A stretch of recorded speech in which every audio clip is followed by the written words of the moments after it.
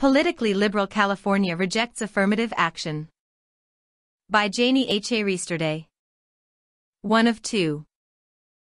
File in this June 10, 2020. File photo. Assemblywoman Shirley Weber, D. San Diego, left, receives congratulations from fellow Assembly members Sharon Quirk Silva, D. Fullerton, Center, and Phil Ting, D. San Francisco, after the Assembly approved her measure to place a constitutional amendment on the November 3, 2020 ballot to let voters decide if the state should overturn its ban on affirmative action programs at the Capitol in Sacramento, California. A national awakening on race has driven a well-funded campaign in California to reinstate affirmative action in public hiring, contracting, and college admissions. Voters are deciding Tuesday whether to allow the nation's most populated state to grant preferential treatment based on race and gender. AP photo/Rich Pedroncelli, file. San Francisco, AP, the campaign to reinstate affirmative action in overwhelmingly Democratic California had money, momentum, and big-name backers, including black celebrities Issa Rae and Ava DuVernay, but voters in the most populated state rejected the measure.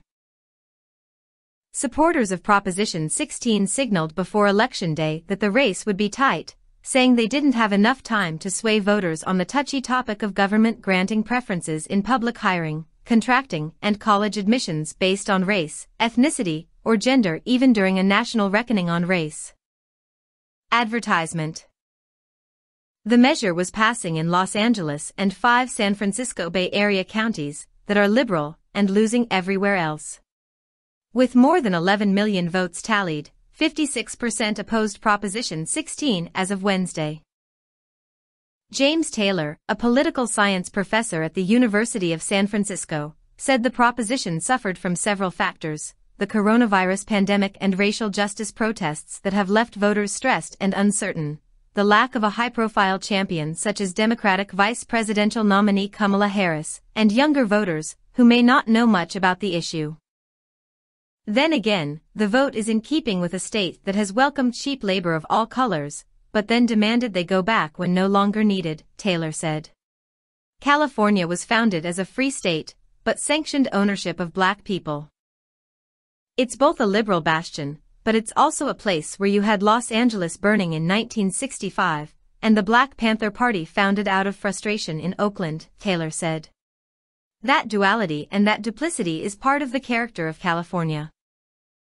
Supporters said in a statement Wednesday that they would wait for every vote to be counted, but vowed that California would lead the country in rooting out barriers to advancement.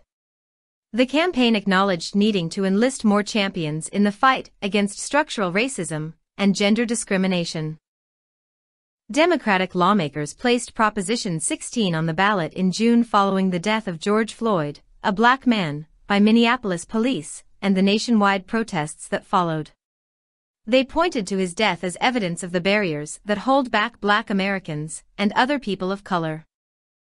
The campaign didn't have enough time in a crowded election year, said Melina Abdullah, co-founder of the Los Angeles Black Lives Matter chapter.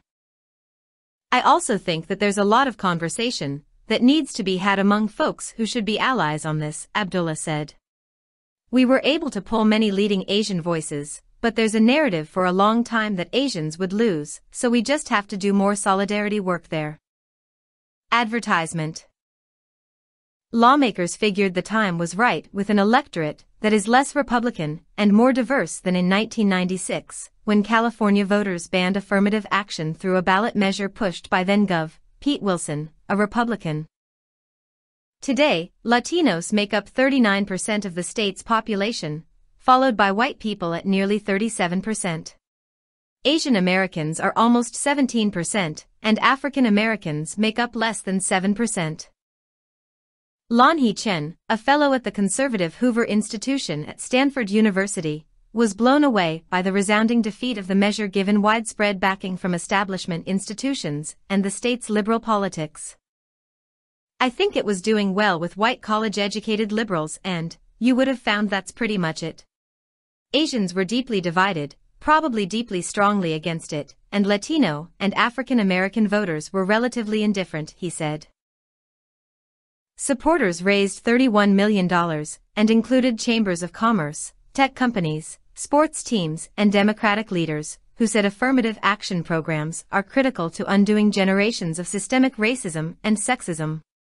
The University of California expressed disappointment in a statement Wednesday. Opponents raised $1.6 million, fueled by smaller donations from a grassroots network that included Chinese immigrants worried that public universities would bypass Asian American applicants with higher scores and grades in favor of lower-scoring African American and Latino students. They say discrimination should stay illegal. "The people are saying we want to be treated as equals," said Ward Connerly, the African American businessman, who led the 1996 campaign to prohibit the state from granting preferences or discriminating against a person due to race or gender. Opponents thanked voters for rejecting racial discrimination. "This was a resounding win for equality under the law. We were vastly outspent and opposed by the California political establishment and much of the media," their statement said. Wendy Vo, a 48-year-old programmer, said Tuesday outside a vote center in Fountain Valley that she voted against the measure because she feels ability is more important than diversity. "It should be based on merit," she said. "We should always see everybody the same." Associated Press writer Amy Taxon contributed from Orange County.